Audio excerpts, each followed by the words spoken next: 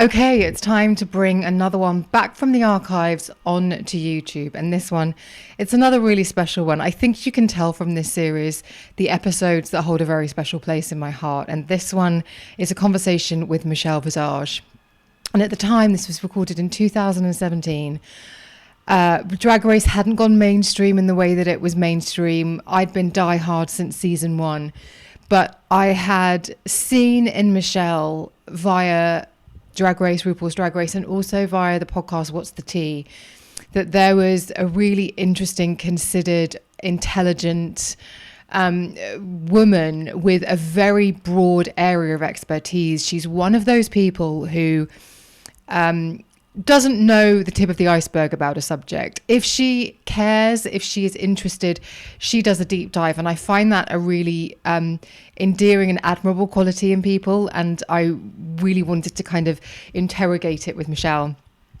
The other thing is that she also seemed like the beating heart of this show that made me feel all of the good feelings, which was just utterly brilliant. But the other thing is that she had spoken on What's the Tea with Rue about what it was like to be popular and then not be popular, to be famous, and then maybe your star wanes a little bit, and what it's like to then feel that star ascending again.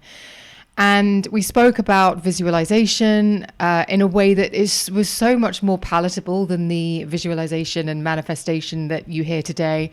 But really what it's like to get very granular and specific about the goals and to pursue what you want in life. So for me, I went into this conversation thinking there are 100 things I want to ask Michelle Visage about, but I very much kind of went in and let the air and the mood and the vibe take us. And I hope that you agree that this is a really lovely, wonderful, heartwarming and interesting chat that definitely gets you thinking. And I think that's the thing that I love about Michelle so much. She really gets you thinking. So please do enjoy. Also, the other thing I just have to say is this was very early days of the podcast. I don't think it was even a year old. And I had a very basic mic. We were in a big apartment. The sound is not amazing, but I hope you can stick with it. Turn that volume up and enjoy.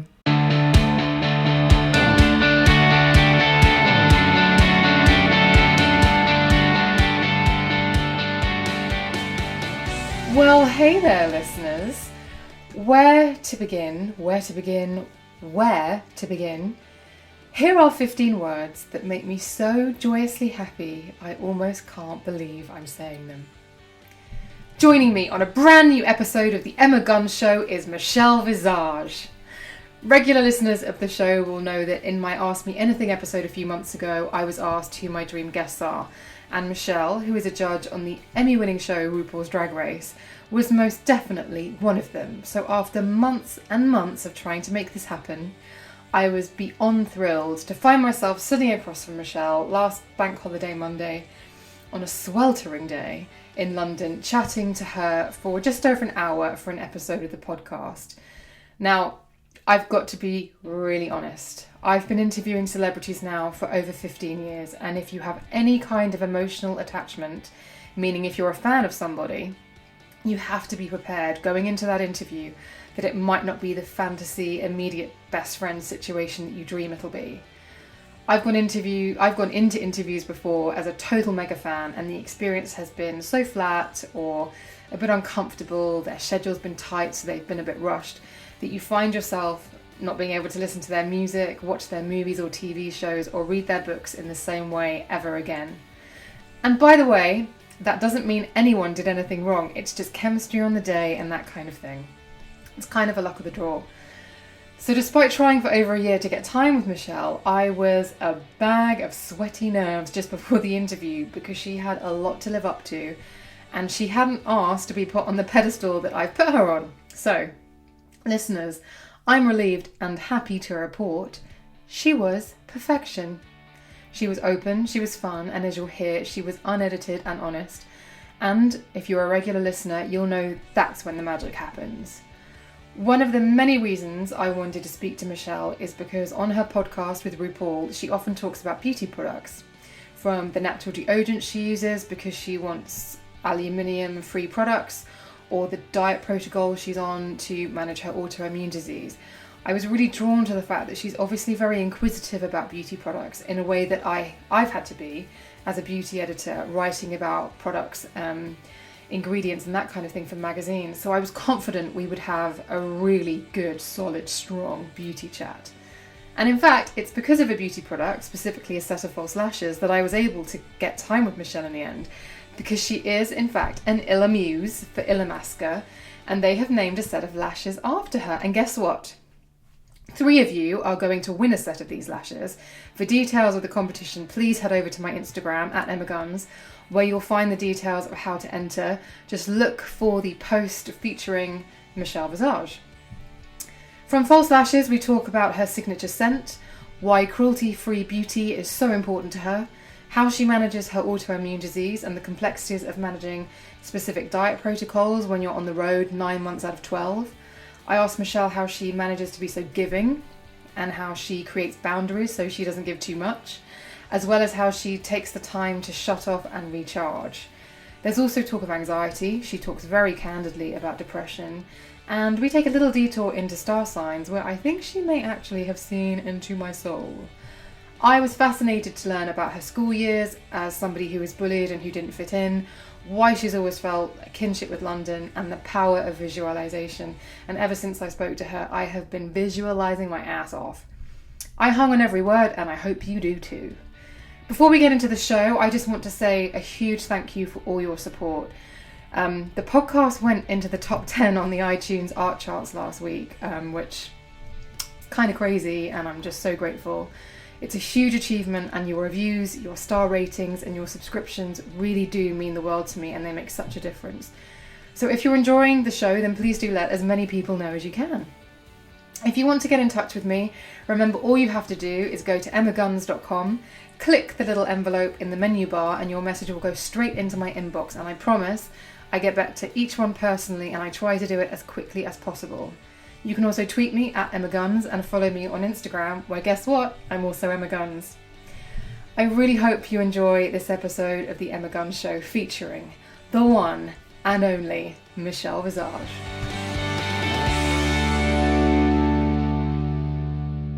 Joining me on this episode of the Emma Guns Show, it's the one and only Michelle Visage. Yay! Thank you so much for joining me. Thank you for having me, love. And I'm so happy I've come to see you. We're in London. Yes. You're in London. I'm in London. And one of the reasons you are over here is because you are an Illa Muse. Yes, I am. I'm so lucky. So I popped into the store the other day and you have the Visage lash. Yes.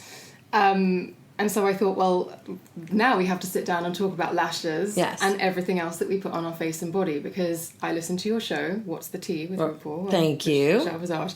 And whenever you guys talk about beauty products, I go back and listen to it again. And the thing that's always struck me is how unbelievably well-versed about everything you are. You don't just like a product because, it's really nice to get on my skin. Yeah. You really know your stuff. I do indeed. You're quite forensic. Even now, just before we came on, Anna's in the room. Hello, Anna. Hi. You can introduce yourself to the listeners. We were talking about Arnold Schwarzenegger, and even that, you know a lot. Tons. You seem like you are a font of information. Yeah. As a kid, I've always been that kid that didn't settle for face value. I always wanted to go deeper and know why I like something, why. Like, I remember I was you read my book. The Go-Go's as a music group changed my life.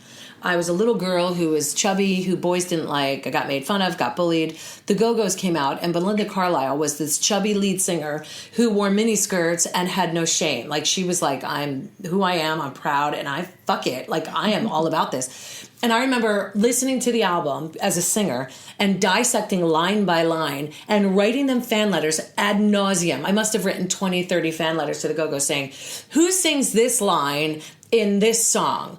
You know, in the song Automatic, there's a line that sounds, and I would never get anything back. Because, of course, the only thing you would get back would be a pre-stamped letter saying $10 for, and a self-address. So I always tried to find backstories and information and everything. Mm-hmm. The things that interest me, of course, because there's certain things that are out there that I don't like. Politics, there's something that they just don't interest me. Mm-hmm. They should, because my country's falling apart. Brexit's happening. Like, we're in the worst place that we are ever in my lifetime, and I'm 48 years old. So for me, it's like, oh my God. But what interests me, I delve deeper.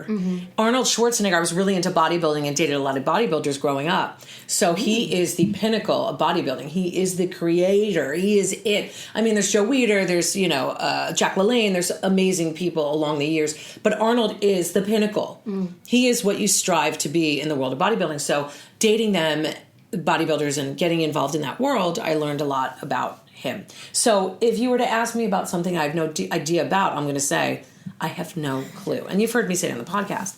But for the most part, like RuPaul's obsessed with music and RuPaul's obsessed with cars. So he knows these producers of any song at any given time, and he'll look at me and I'm like, don't look at me for information because I have no idea what you're talking about right now. But other things I do. So yes, I know a little bit about mostly everything in this world, and a lot about a few things. So with your lashes in particular, I was quite surprised when I saw them, because Illamasqua are known for they don't walk the safe lane. Correct. For sure. And so when I saw yours, I wondered, did you just find them and then you wore them loads and they became your lash, or did you have any input in creating them? I found them in the store. They used to call them Quiver, and they were in there a couple years ago. And I've been friends with Julian and Illamasqua for a while, and they've been lovely to me because my signature scent is Illamasqua Freak Scarab, and nobody knows about it. I just sprayed it, and you're like, "What's that?" Nobody knows about it. It's my signature scent. So I was talking to them and asked them if they can send me some bottles because I go through it like water. And that's the thing about it. It lasts forever, but you don't know you're wearing it. Yeah. So people will say, and I'll go, "Oh my God, I thought it wore off," but it stays on. And that's why it's great. Nasal blindness, because I love perfumes, but I hate nasal blindness because you get the hit. Correct. And then it's for everyone else. Yes, it is for everyone else. But for me, that works because when I wear perfumes that I smell all day, I hate it. By the end of the day, I want it off. Yeah. With that, it didn't happen. So I started a relationship with him. And he sent me a package of things. And Quiver, the lashes were in there. And I put them on, and they're perfect for stage. They're perfect for drama. I mean, you could wear them every day. They're a bit much, but for every day, they work for everybody. My point is you don't have to be a clown or a drag queen or a freak to wear them, though it does help. So I wore them, and I after wearing them, RuPaul, I remember, was like, "What are you wearing on your eye?" And every queen would ask me what I was wearing on my eye. And I usually double or triple lashes, and I didn't need to with those lashes. They're substantial. Yes, but they're not... They're substantial, but they're not like 301s like the drag queens wear, where they're really heavy and they would shadow your face, which is another thing I loved about them. You didn't get shadows from them. And I've worn them on television. You didn't get shadows from them. So when I contacted him to get more, I need like 20 pairs. He's like, "We discontinued them." I said, "What? These are the best lashes I've ever owned. Like, they're perfect. They're self-sufficient. They're one lash on and done. And they're cruelty-free, which is really important to me." So he's like, "Oh my God, I'll give you what I had left." And it ended up being like 4 pairs. So a few months go by and he inboxes me and says, or emails me and says, "Can we rebrand these and relaunch them as the Visage lash?" And I was like, "Oh my God, I'm so honored." And it's a lash that I wear. It's a lash that I love. And it's a company that I believe in, because they have integrity and they know where their product is being sold. They don't test on animals, and that's super important to me. So that's how the lash came about. And it's wonderful. And also, we should mention at this point, we are actually running a competition on the show, and 3 lucky listeners are going to win a pair of Visage lashes. Yay! They are so, so good. I will say that my tip, I always use black glue. Yeah. But I use weave bond. I don't use lash glue. And I don't know if an ophthalmologist would be happy about that. But it's a different, a lot of people have latex issues. And there's latex in almost every single lash glue. But with this, they come right off. They don't pull my lashes out, and it lasts, and it dries much quicker. So I'm a big fan of the weave bond for lash adhesive. Okay. We shall put a link to that. It is. It's called 30-second lash, 30-second weave bond. 30-second weave bond. Yeah, it's great. I will find a link and I'll put that in the show notes. Yeah, it's good. Cruelty-free. I also get very excited on the podcast when you talk about autoimmune disease. Again, not excited because... Yay! but because you're very knowledgeable about it. Yeah. And because I really do listen to what you're saying. Yeah. And I know that a lot of people contact you about being vegan. Are you gluten-free vegan? Yeah, and soy-free. And soy-free. And sugar-free when I can be. Yeah. How do you manage that when you're traveling? 'Cause It's brutal. I have jags where I fall off the wagon because I'm starving, or sometimes all I can get is hummus and crisps. And when you're starving, it's like you'll eat anything, which is terrible and unhealthy. But I try to prepare. I have the Happy Cow app. Almost every city has something that's vegan friendly. And if worse comes to worse, it's lettuce and vinegar. And at least I can fill myself up on it. Wow. But when I'm being bad, I'm being bad, and I'll do things with sugar, and I'll have a sweet chili sauce and stuff like that. But I try my best not to. And I was really, really strict for 2 years plus. And I got my numbers back, and you heard me talk about it, like nothing changed. Nothing. And the doctor was basically saying that I need to incorporate animal products and be on more of a paleo or a ketogenic diet. And I started to try it by incorporating eggs back in, and just I looked at fish, I looked at meat, and I was like, no, I just can't do it. I actually can't do it. I can't do it. So the torture is like, I'm between this place right now where it's like, I know health-wise I should probably at least try what the doctors are telling me to do and see if it makes a difference on my numbers. But ethically, I'm having a really hard time with it, so I haven't done it. And the eggs are once in a while now. And I'm going to see if that makes a difference. And then if the eggs make a once in a while difference, then maybe I can just live there. Yeah. And not have to do any kind of flesh. Because there seems to be... I've had a couple of nutritionists on the show, and there are ways of eating now that we didn't know about 20 years ago. Correct. And it is a real challenge, actually. And I think there's never been more available convenient food. Just grab it and go. Correct. But actually, if you want to follow any of these things, the planning that goes into it. Yes. You can't just, I'm guessing when you travel, you can't just think, oh, I'll get something at the airport. You're like, I will have to put something in Tupperware. And I usually do. I travel with my own stuff. I travel with my own pink Himalayan sea salt. I travel with stevia, which, if you follow an AIP, an autoimmune protocol, you're not supposed to be having any sweetener at all, including stevia, because it's inflammatory. So it's what it is to the average person utterly confusing, because so many people try so many different things, and every time I've done every diet on the planet in my years of weight loss and eating disorders. I've done everything, but recently I had with my thyroid disorder comes heart palpitations. So I get heart physicals, stress test, EKG, echocardiogram. I do the whole lot every 5 years or so.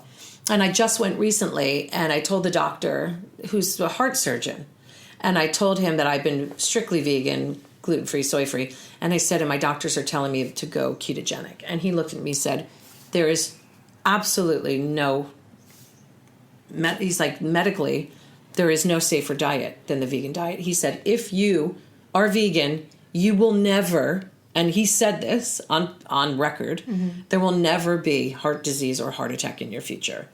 Ever. There's no way. With a vegan diet. So that's no cheese, no dairy, no eggs. I'm on the line when it comes to honey. I'll take honey when I'm sick. Because I don't feel bees are tortured to make honey, but they're, a true vegan won't eat honey, and I'll only have Manuka honey when I'm ill. But other than that, that's quite a huge statement. That's massive. But then there's also the line of, like, I get really bad brain fog when I'm bad, really bad, like can barely function brain fog.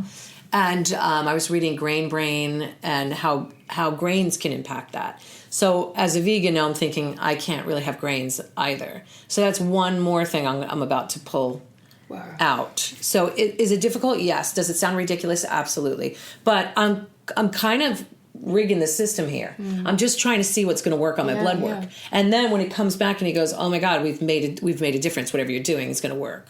So right now, with me pulling back on the grains and adding an occasional egg, I'm talking like once a month or something, an egg, an organic, free range, beautiful egg that with a golden yolk. That's it, that a chicken has given me. Then we'll see if that makes a difference. If it doesn't, then I'll just go back to my old ways, and at least I know my heart will be healthy and my circulatory system and stuff like that.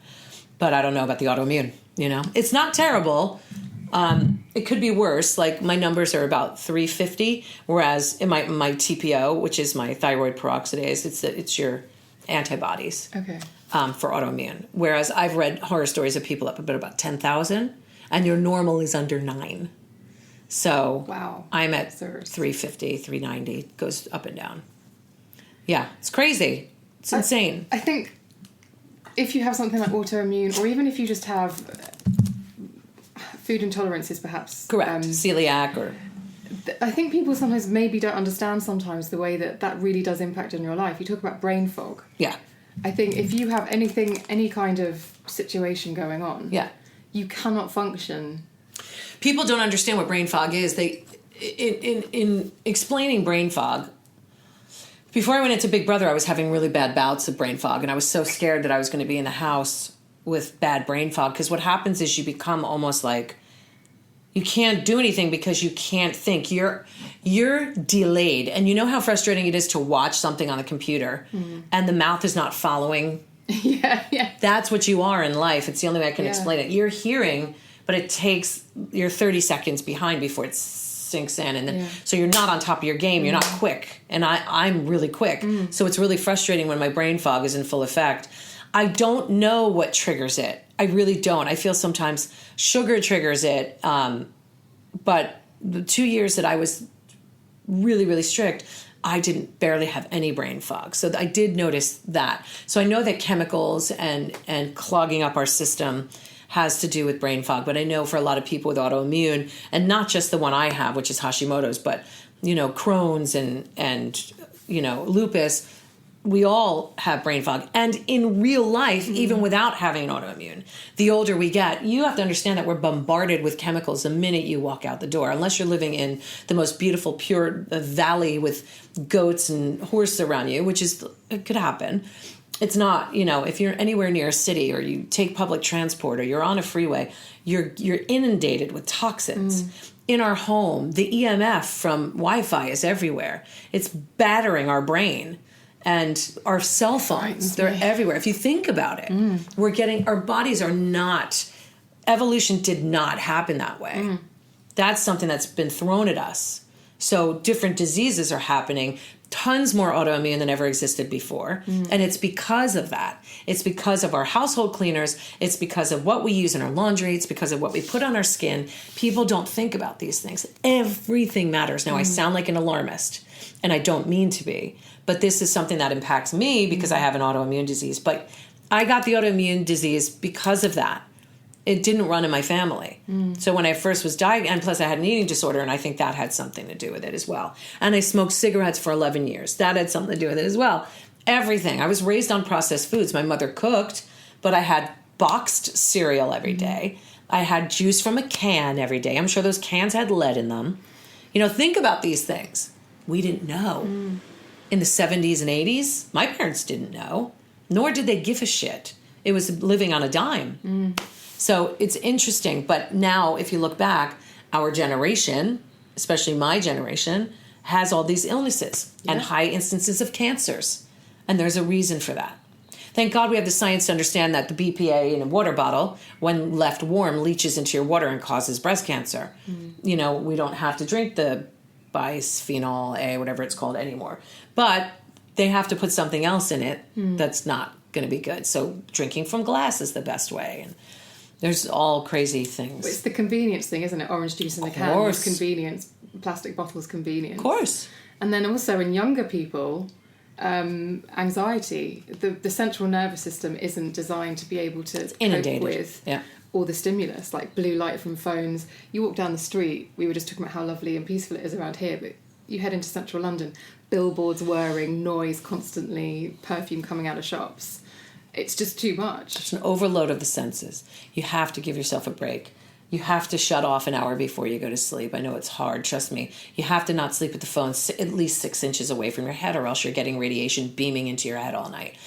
Women put the phones in their bra. I was a victim of it when I first started using cell phones, and those small cell phones came out. So I'm thinking 2003, 4, like around then. Used to just shove it in our bra. The flip phones, just tuck them and run. Breast cancer causes breast cancer. People put them in their pocket, causes ovarian cancer. You don't think about these things. And then when you think back, you go, oh my God, what I've done to myself.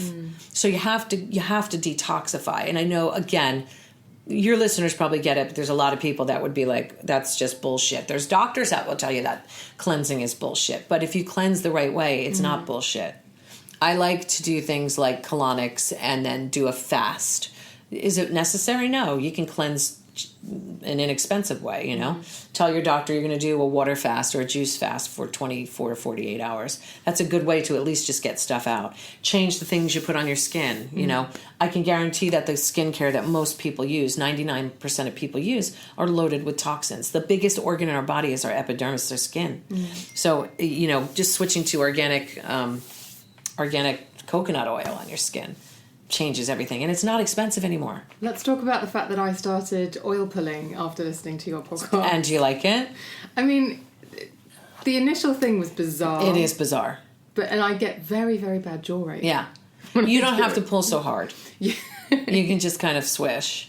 That's a story of my life. Yeah, I need to just, relax a bit more. But there is something pretty cool about it.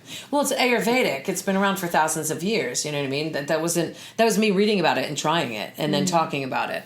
And these things become fads, unfortunately. And I'm not really a fan of fads. But on the other side of a fad is getting out the important information to the masses. So that's why I'm a fan of fads. Like, there's two different ways to look at it.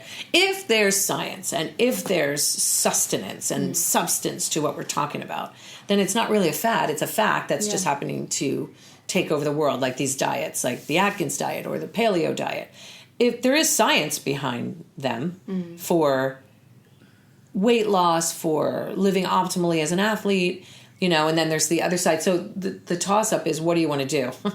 Do you want to be an athlete and be as lean as you can, or do you want to guarantee you'll have no heart disease? It's like you walk a line. It's like Sophie's Choice. I don't know. Do I want to be lean and skinny while I'm alive, or do I want to not die of a heart attack one day suddenly? So it's like crazy. There are ways to do both, you know. I've been following this paleo vegan.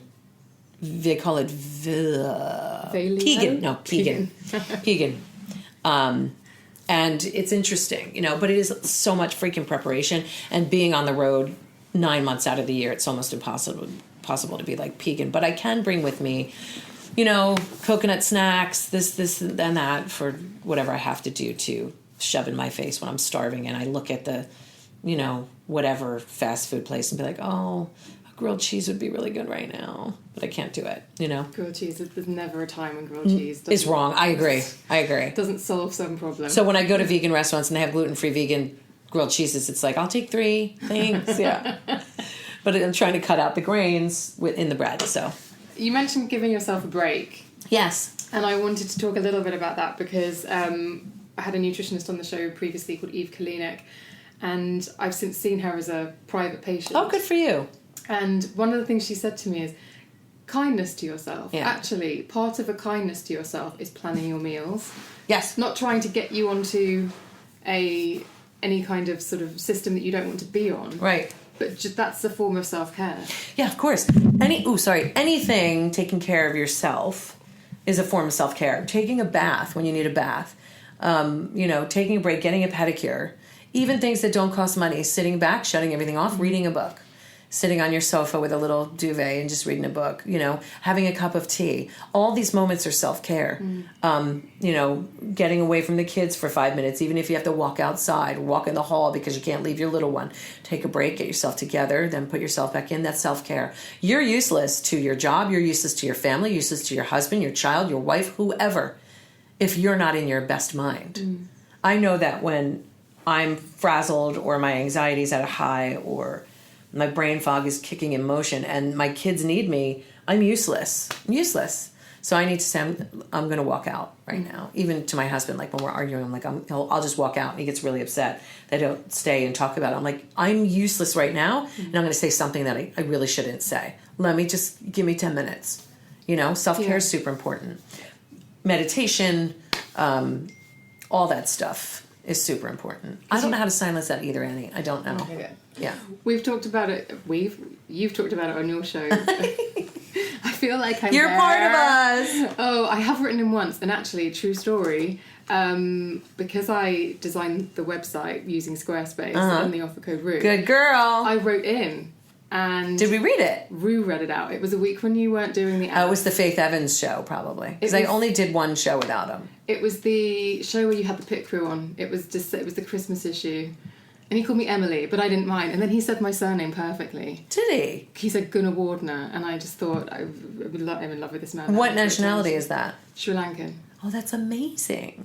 But it's why everyone calls me Emma Guns. I love Sri Lankan food. Do you now? Do. Random. Have you ever been? To Sri Lanka, no, but this is a sidebar that you can cut out. But we used to do, on my radio show in New York, we used to do a restaurant of the week. And one of them was Sri Lankan, and we used to laugh because they had things called hoppers, I think. It's a type of food. You don't know. I don't. And it was the most delicious thing. Like, so they would come there and cook. And I was like, great, Sri Lankan food. What is going to be crickets? Like, I had no idea what it was going to be. Because every time you go to these different countries, it's like, I don't know. And it was one of my favorite foods I've ever had. Oh. Sri Lankan food. Okay, I need to start. You need to go try it. I think they're called hoppers. I'm not kidding. And when you go, you're going to taste one and you're going to be like, oh, this is amazing. Putting it all over Instagram. Yeah. But which is why I love foods like that, because they all have vegetarian and vegan options. Yeah. Indian foods, they all kind of revere these animals so they don't slaughter them and use them in their food. Well, great. This is true. Yeah. Okay, back to the podcast.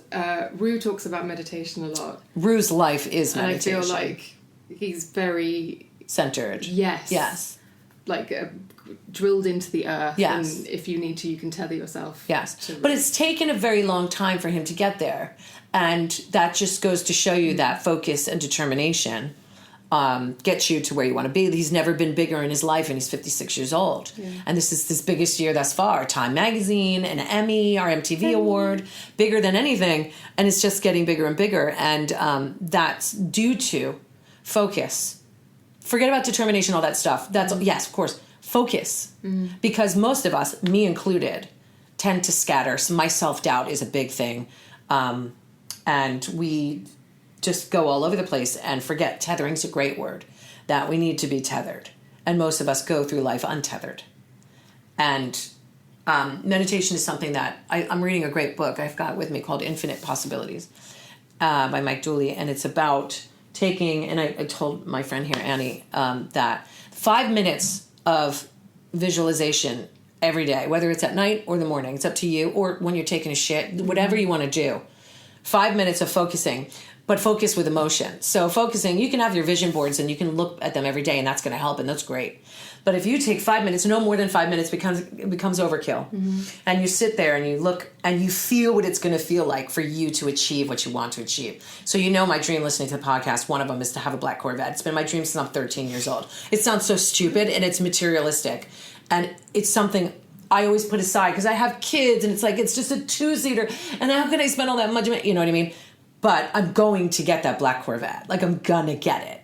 No, somehow. If I have to steal it, I'm going to get it.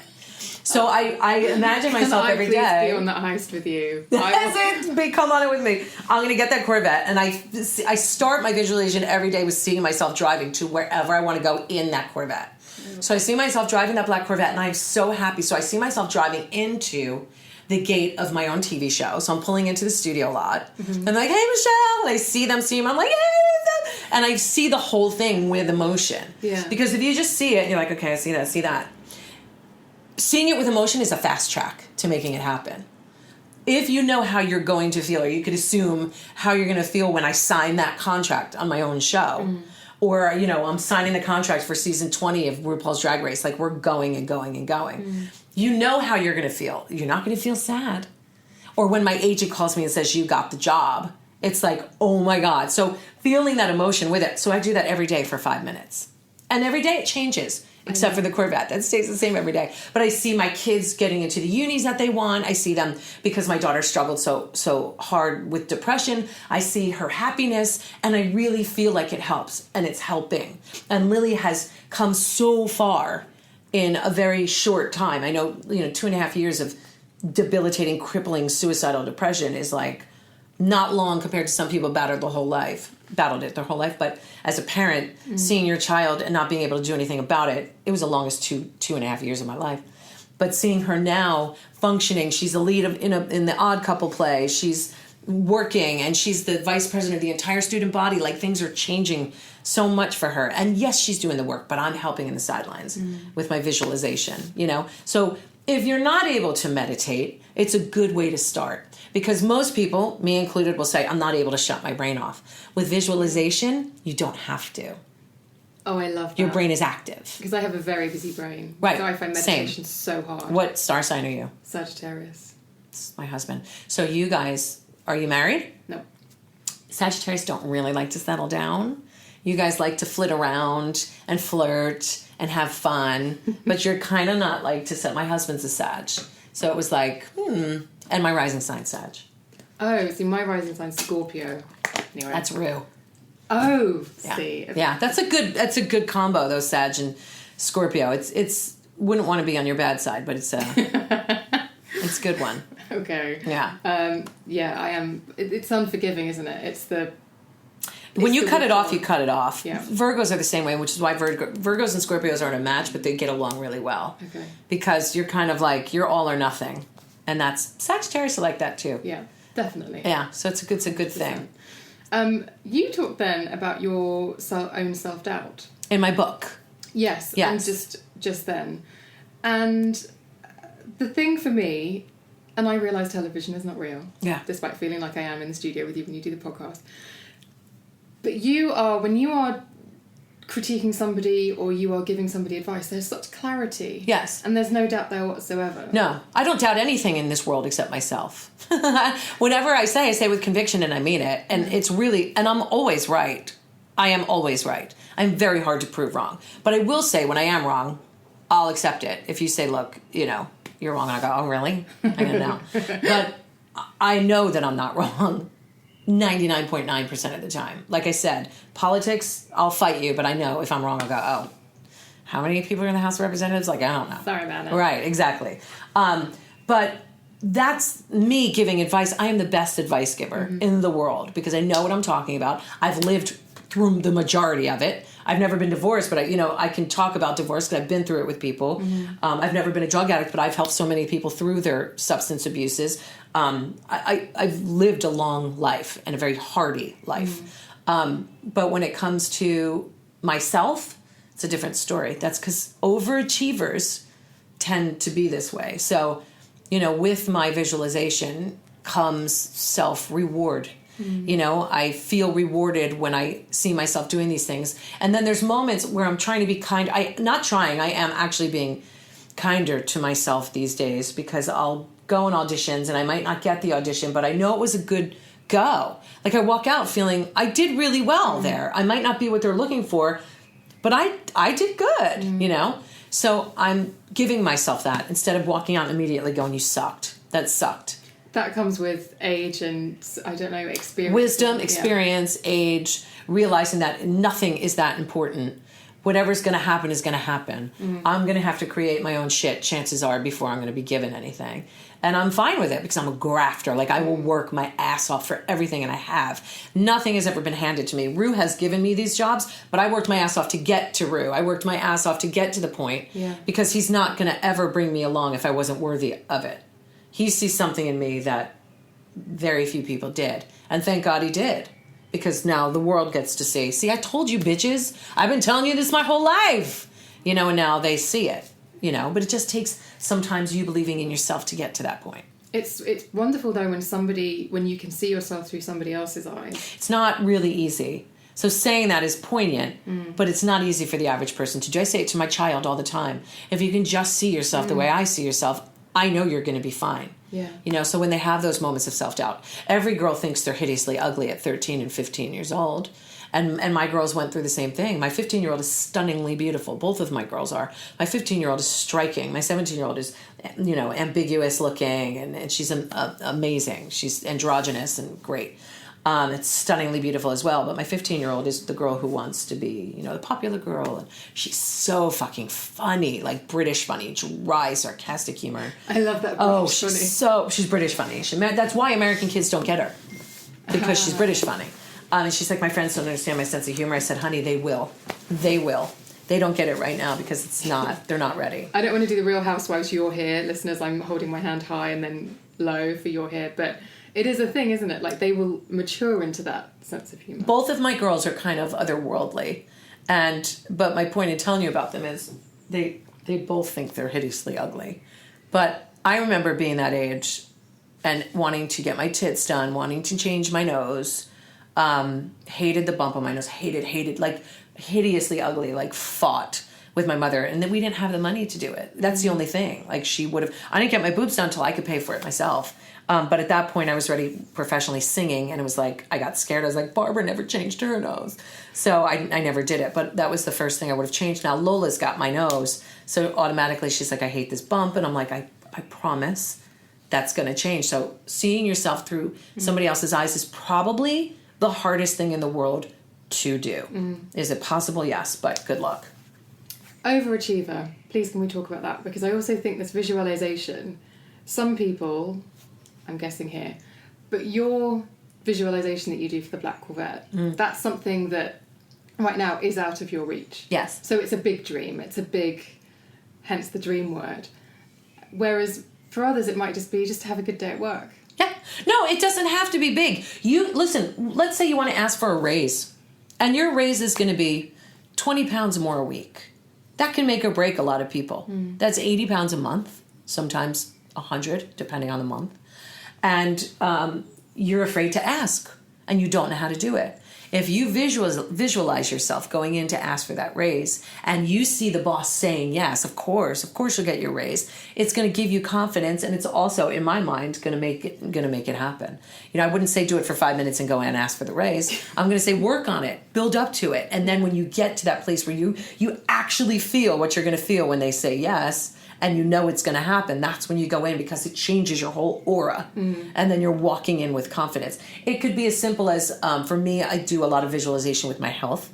I see my thyroid shrinking, things like that. You could do it that way. You can do it in your marriage. You can do it with anything. Anything. I've heard people manifesting parking spots becoming available, space on the tube to sit. Yes. I know it sounds trivial, but try it. Yeah. Try it with small things. Because I've talked on this podcast before about being quite vicious to myself in my own internal dialogue. And it would be the case if you'd leave the house and it would be, well, it's going to rain, isn't it? Oh, I'm going to miss the train. And then it rains and you're going to miss the train. The platform's going to be crowded. Yeah. And it can just, and that Escalates. starts off as a tiny thing and then it just, yeah. the world's against you. It's, like begets like, power of the law of attraction, power of now, all that stuff. There's science behind it. It's not just mumbo jumbo. Eckhart Tolle is brilliant. Rue swears by Eckhart Tolle. I can only take so much because it's so heady that I can read like one page at a time. My husband's, it's like he's on his 4th month reading The Power of Now. He loves it, but it's so overwhelming, and Rue listens to the audiobook, but it's got validity, and quantum physics is the basis of law of attraction. I'm going to find the episode where you talk about quantum physics on the podcast, and I'm going to put it in the link on the show notes because that blew my tiny mind. Yeah. Just quantum physics is real. Yeah, it's real. It's a thing. People major in it in uni. Like, it's a thing. So the point is, this didn't come from nowhere. Again, it was a fad, but a fad that needed to be mainstreamed. And thanks to Rhonda Byrne and The Secret and Oprah, people found out about it and changed lives. It's the power of manifestation. We are all but molecules. It's really fucked up if you think about it. This stuff isn't even real. It's mass molecules in suspension, gravity, all that stuff. That's what we are. Filled with a soul. So it's very, very weird, but it's very, very real. So, yeah. I'm going to ask you about how you learn as well, because you said about having a busy mind. Yeah. When you read a book, are you able to read a book, or do you find that you've got 5 pages in and you haven't been daydreaming? I read 5 books at one time because I can't. so I've got my Kindle, and then I'll have a physical book. So I started Harry Potter again because I've read it 10 times. So I started them again.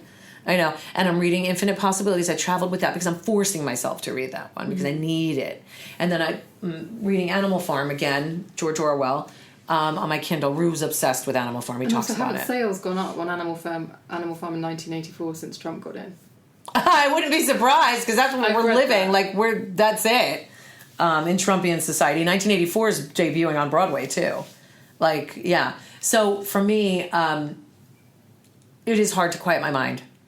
Virtually impossible, but not impossible. And the way I do it is through visualization and meditation apps. You've heard me talk about them as well. Like, I swear by them because I'm not good at sitting down and shutting my mind. I have all those meditation apps, and they help. And then I'll do guided meditation to go to sleep, because even though I have no problem sleeping, I'm a really good sleeper. I'm going to do one tonight so you can see what I use. It's really, really good to just guide yourself into a sleep, because it'll be a deeper sleep. Guided meditations I didn't realize how powerful they were. I did one recently, and it just, for days afterwards, I could almost like feel something was different. Well, then that's how you know you got a good one. You could feel it. You tingle. But it was a bit unnerving. I wasn't expecting to have like a physical reaction to it. But that's great. That means your prime target. Yeah. You can benefit a lot from it. Well, I do try to keep doing more, but it's one of those things where I want to, and probably like you, I struggle with it. And then I had a anxiety specialist, Chloe, on the show recently, and she said it's not about whether you can fit meditation into your day. It's whether your day can carry on without you doing it. You need to do it. If you have anxiety issues, you need to do it. And I've been off medication for 6 years now. Listen, I fought medication with my daughter. I'm not a big fan of psychotropic drugs. I'm just not. But they do have their place. And I tried every natural remedy there was for my daughter, Lily. Every one for 2 years. And it's just getting worse and worse. And she'd been in therapy the whole time. And then it came to a point where I said to her, do you want medication? She didn't want it because I didn't want it. She was against it because I'm against it. She's been on Prozac now for probably like 6 or 7 months. And we were going to try it for a year and start weaning her off. But it's working for her right now. I went on it twice for my anxiety. Mine was never depression. Mine was anxiety. I would have panic attacks, but not in the normal, like, people always say, well, what triggers it? When you have anxiety and depression, it's not a direct trigger, mostly. The majority are not direct triggers. Some people have been abused. Some people have had traumatic. That's different. That's more like PTSD type of anxiety and depression. Mine was triggered by autoimmune, come to find out that they go hand in hand. Autoimmune and anxiety disorders go hand in hand. So if you have autoimmune and you have anxiety, now it's going to make sense. So many studies, they go hand in hand. So I didn't realize that because the regular medical doctors, MDs, don't know. They don't care. They don't do the naturopathic research that an ND would do. Allopathic doctors is like, it goes into all of this stuff, but they go hand in hand. So I took medication the first time 6 months and weaned off, and it worked for a couple of years. And then the second time that I talk about in the book, where it felt like I was getting electric zaps in my head, then I went back on it for another year and came off, and I've been off for 6 years. But when I came off, by the way, you could never just stop anxiety or depression medication. You have to. Yeah. You have to wean off because it's the most dangerous thing. When I stopped, it was because of money. Like, we didn't have insurance and we didn't have money to pay for the medication. I thought, now's the perfect time to wean off and give it a go. And I would have found a way to, I've got friends and places that could have gotten me some meds. When I weaned off, I also taught myself breathing techniques, how to talk myself out of a panic attack, even when because physical things will they'll manifest. They will happen. Sometimes I can feel my heart racing. I get this weird, feels like a gush of like whatever going through my body. Like it feels like water's dripping down me from the inside. It's the only way I can explain it. And that's anxiety. So I'll breathe. I'll say, okay, I know what's happening right now. I can talk myself off the ledge, where before I didn't have those tools. So I've got that, but I haven't had meds for 6 years. Because you can do things like go on the radio, you can do this podcast, you can go on TV live and pre-recorded. And a lot of people assume, well, there can't be any anxiety or nerve issues there, because a lot of people would struggle to do that. Oh, you'd be surprised with how many people on television and stage have anxiety issues. You'd be surprised. We just don't show it, We can't let them, the saying is never let them see you sweat. It was the deodorant saying years ago, but it's true. If you don't show it, but now, I feel it's necessary to talk about it because I want people to know that they're not alone, which is why I wrote the book, because so many kids suffer. I get emails every day of how do you deal with this? What do you do? What do I do? How do I do it? And as a kid, I had no resources. Nobody knew what that was. I didn't know what it was. I just thought I was high strung, you know? Exactly. I cut caffeine out the first thing I ever did. And it helps. I don't do caffeine at all. Not ever. Not ever. Yeah, I try not to even have chocolate, even like raw cacao and stuff like that. In the vegan world has so much caffeine in it that I can't even really go near it. I try my best. I'm not going to say I don't slip, but yeah. You are but human. Yes, exactly, and female. But I mean, to that example, I can go on and do QVC, Lisa Robertson Hero. Love. I can go on and do guest presenting on that and feel completely, this is fine. But I can walk through London and it can just be a bit busy, and all of that can just set me off. And you have to not think about that, because me too. We were in town and we walked into somewhere. I forgot where it was. I don't even know if it was Primark. It was Primark, and I was like, there's a lot of people. And people don't freak me out in the norm, but the way the world is now, it's a lot of people. And especially in Primark, people don't move. They'll roll over you with your trolley. They're just not moving. Yeah. You say, excuse me, they don't care. They're bumping right into you. Because they're on their holiday, they're doing whatever. Like, they don't care. So for me, it was like, okay, I'm just going to focus. And if you focus and not think about it, when you give in to thinking about what's happening, you're going to lose your mind. If you don't think about it and just worry about you, it becomes a lot easier. I found that might not work for you. That's great, though. It's that thing, again, it comes back to self-care, doesn't it? Stop worrying about... That's it. Don't worry about them, because if you think about, oh my God, so many people, oh my God, don't do that. Just go, okay, Michelle, take a step. You're going to walk there. You see that makeup brush? That's what you want to get. So go to the makeup brush. And then if you start talking yourself through it, all those things fade away. Yeah. You can't think about two things at once. You just can't. So if you stop thinking about them and go, okay, I see that pink makeup brush. I'm going to walk over that because that's what I want to touch. I want to touch that makeup brush. So I'm going to walk over to that makeup brush and touch it. When you start doing that, you sound like a crazy person in your head with jabber, but they're gone. It's like mantra-izing. It is. If that's the word. Like makeup getting brush. Yourself through the steps to get there. That's such good advice. Yeah, works for some people, not everybody, but it's a great place to start. You give good advice. That's just great advice that you've given me and the listeners. Thank you. How do you give... Because I watch your show. Thank you. I listen to your podcast. And I visualise meeting you, and now I'm podcasting. See, there you go. Exactly. But because there's an emotional connection that comes off you through my headphones, through my TV, and you have this huge network of people, and even, what do you say in the book? To all my children. That's the, what do you call it, the dedication in the front of the book. How do you give all of that, give out such warmth in a boundaried way? To me, there's no greater gift in the world than giving. Receiving's lovely, but to me, again, I can't speak for everybody. For me, giving is the greatest gift. And what since I'm not Warren Buffett and I don't have billions, the way I give is of myself. I was that kid, again, who was bullied and picked on and never felt like I had a place that I fit in. I would wear a Sid Vicious padlock around my neck. I had a blue mohawk when I was 13. I loved musical theater and the Sex Pistols simultaneously. It was the most bizarre thing. I was into the Buzzcock and the Damned. Like, I loved punk rock. That's why I fell in love with England when I was 13 and came here for the first time. In another life, I was meant to be British. So for me, I fit in nowhere. People would make fun of me. Teachers would make fun of me. I wore the most bizarre clothing that I would get from my mother. That was my source of salvation, was my fashion. I was always a fashion setter. That's why I don't care if you like the way I dress or the way I look. I love it.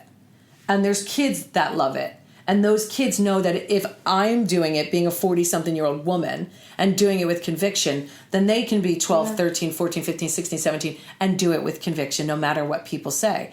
I was so made fun of in school until I wasn't, because I didn't care. When they realized that their bullying and making fun of me and pointing and laughing didn't bother me, where do you go from there? There's nowhere to go. It's not a sport anymore if there's no reaction. You're diffusing it. So it got to the point, in high school I was way more confident than I would have been like later in life, which is bizarre. Because it got to a point where I really didn't care. And then I started to care again in my 30s when I started gaining weight and I had my babies and I felt like I'm known to be this really skinny, fit body girl.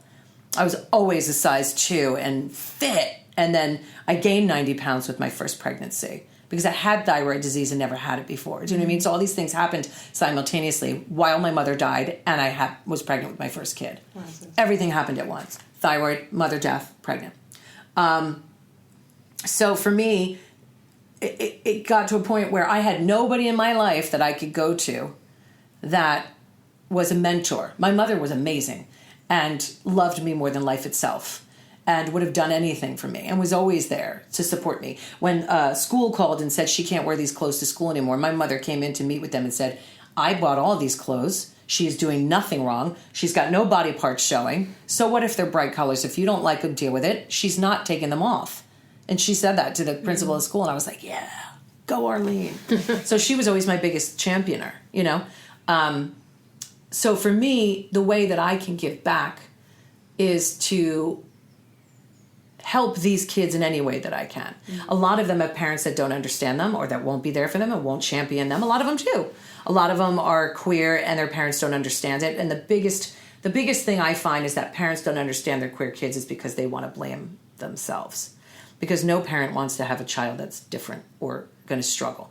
And the major issue comes from the parent worried that their gay kid is going to have a hard time in life. And the truth is, they are.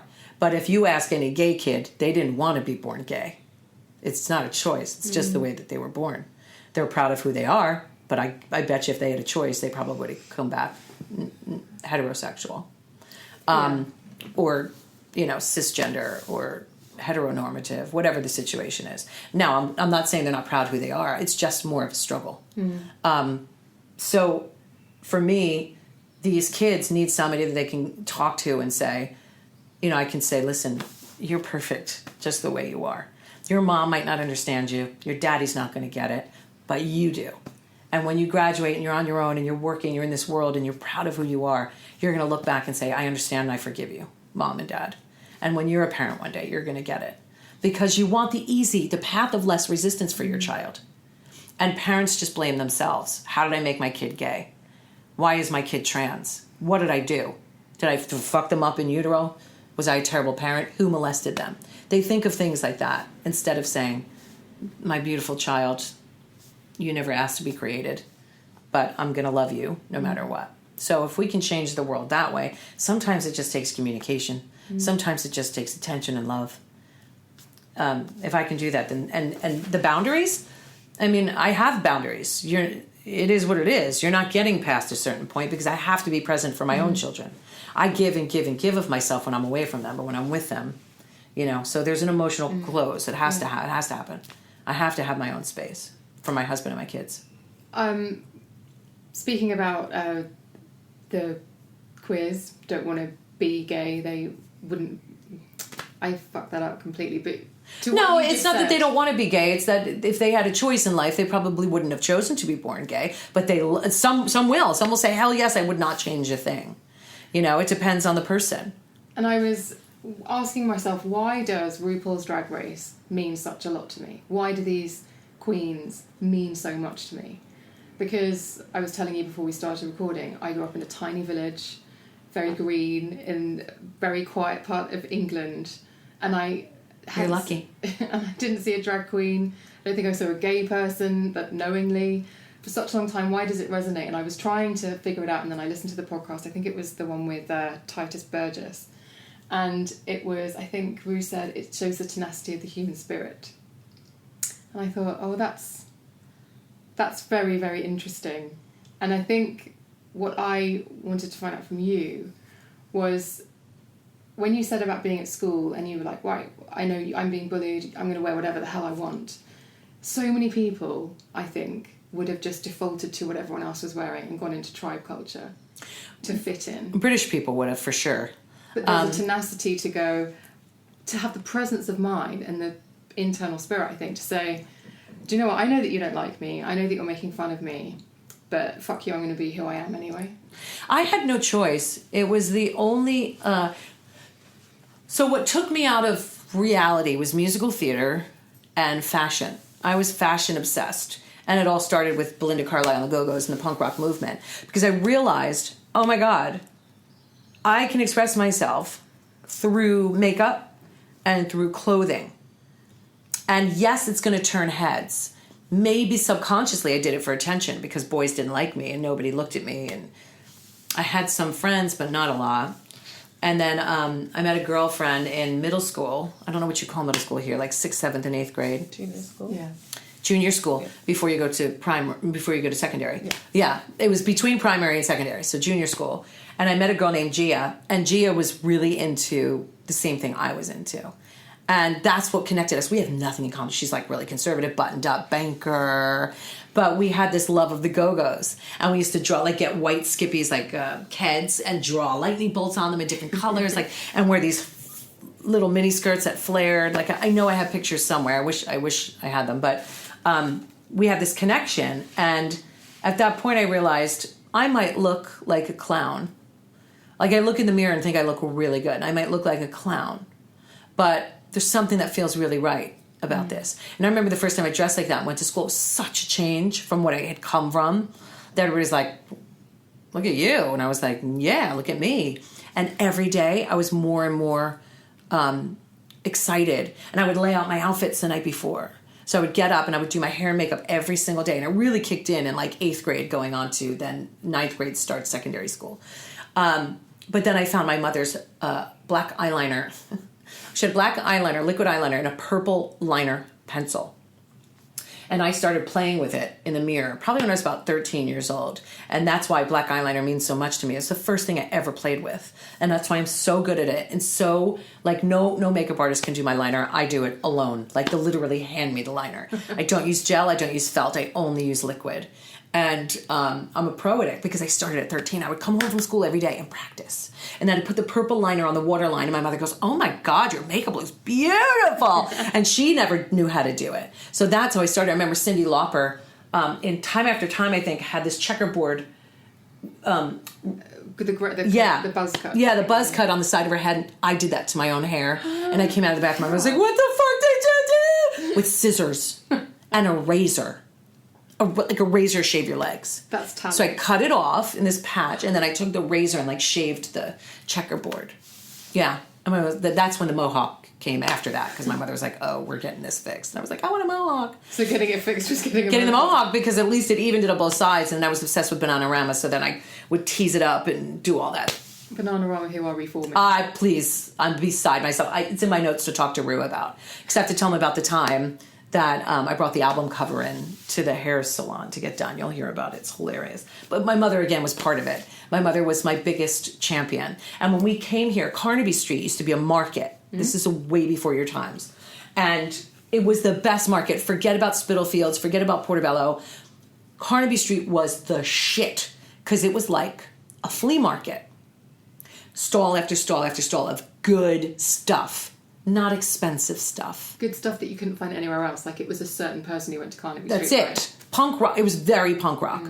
So I came home with so much shit for no money. So I remember all the kids being so jealous of me because it was between 8th grade and 9th grade.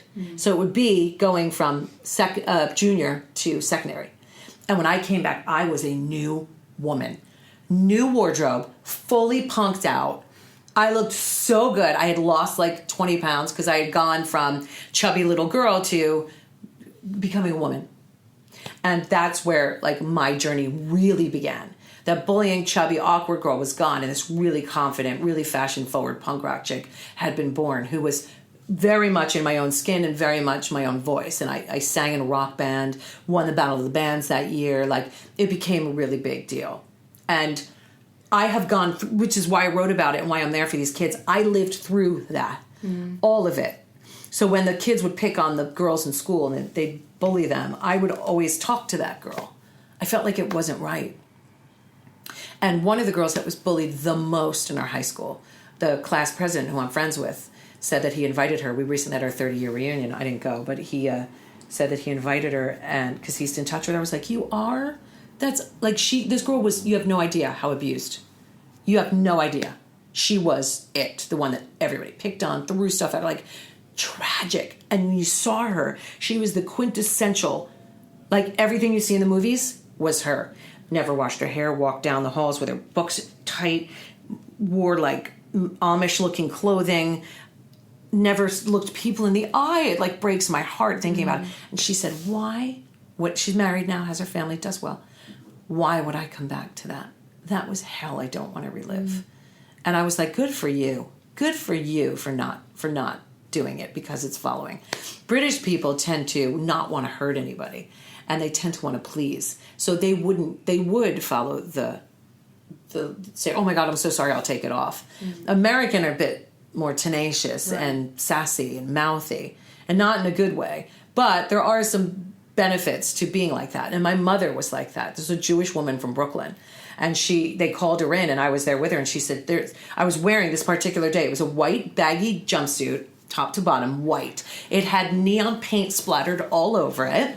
It was sleeveless, and I had a little short belly top under it that was neon pink, baggy, not tight. And you couldn't see any skin, but it was from a place called Unique in New York City, which was expensive and amazing. It doesn't exist anymore. It's back in the 80s. And I had neon jelly shoes on and a neon pink bag. And they said that I needed therapy because I needed too much attention, and they weren't going to let me back into school unless I got therapy. So I got the therapy. I didn't change. My mother said, she's not changing her clothes. We'll get the therapy. Otherwise, they weren't going to let me back in. And the therapist, it was like 3 sessions, and they sent a letter and said, there's nothing wrong with this girl. She did not need attention. She's a theater kid. This is what we do. Everything is big. It was always like that. And I loved attention, and I still love attention. But I want attention to be for the right thing. And I think the school felt it was going to be for the wrong thing.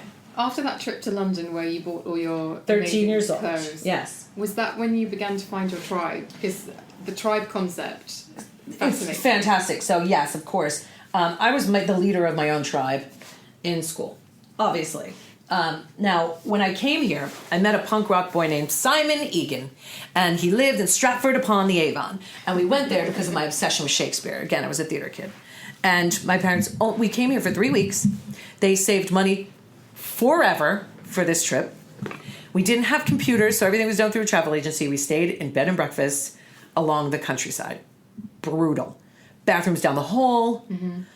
Steak au poivre, every night. We had some, I know you call it eggy bread?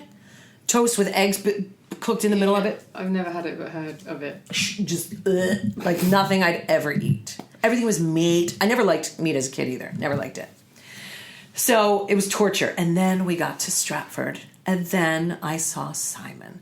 And Simon was one of those punk rock kids that had the hair out to here, Sex Pistols t-shirt, ripped jeans, combat boots, spikes everywhere, spikes in his ears. And I saw him across the green, and I was like, I'm in love.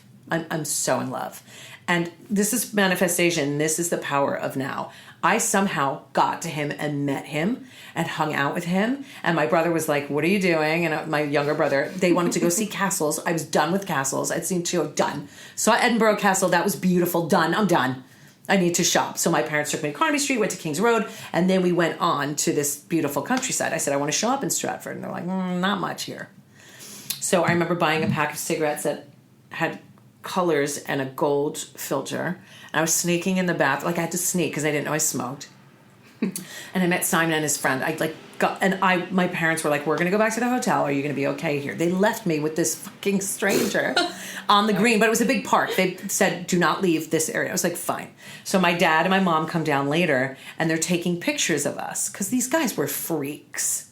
I loved it. I had on my Sex Pistols t-shirt and a little mini skirt that I had gotten on Carnaby Street with fishnet stockings. I have a picture of it with the spiked belts and my grown-out blue mohawk. It was still blue. And I remember my dad was taking pictures of us, and some car drives by. He's like, why are you taking a picture of Stratford's lowlife? My dad turns around. It's like, that lowlife's my daughter. But it was a moment of we're always going to be judged by what we look like. So we need to do it and do it with conviction. That's why I love nothing more when I see a big girl, a girl of size, wearing white stretch pants with like either a thong or no underwear under it, cellulite. Like, it makes me so happy because that woman is in her power. Should she be wearing it? Well, according to the real world, probably not. Or like when people wear belly shirts with their dough belly hanging. I love it. It makes me so happy that somebody loving themselves in every curve and every... So what if they're overweight? They're living in the now. Yeah. This is what works for them now. I don't know if it's the healthiest way to be for us to be overweight. Probably not. Well, actually, we know it's not. But if you're loving who you are in the moment and not condemning yourself, because then losing that 3 stone might not ever happen. So, you know, when I tell people that are embarking on a weight loss journey, and that could be part of your visualization, start with 5 pounds at a time. And even my doctor said, when you look at that 50, it's daunting and you're going to stop. But if you say 5 pounds in the next month, you can do that. You can do it by cutting out soda. You can do it by cutting out butter. Little things can change everything. You could do it by walking to work one way. You know what I mean? Yeah. So there's ways that you can do it without overwhelming. So when I see people that are in their power, wearing and being who they are, whether the real world thinks that we should or should not be like that, it makes me so happy. That's why when I did All Stars 1, I went full drag through the whole series because I felt like I wanted these little girls to know that they're allowed to be that person. They're allowed to be that way. Why aren't they? You know, if I can do it, being a woman of a certain age and loving it and owning it and not looking back, why can't they? So that's, you know, that's what that story is. I love it. Yeah. I love it. Yeah. And we're at the end of our time together, Michelle. Oh my God, I had so much fun. Breaks my heart. And a huge thank you for being on the show. I had an absolute ball talking to Michelle. I hope you enjoyed listening to the show. If you did, please do head over to iTunes. Please click that star rating and leave a review. And obviously, don't forget to subscribe. If you want to get in touch with me, you can email me. Just go to emmaguns.com, click the little envelope in the menu bar, and that message comes directly to my inbox. And if you want to tell me whether you enjoyed the show, tweet me at Emma Guns, and don't forget to go and follow me over on Emma Guns at Instagram, because that's where you're going to find details for the competition to win those Michelle Visage for Illamasqua lashes. Thank you so much for listening. There's another awesome guest coming up next time, and I hope that you will join me then.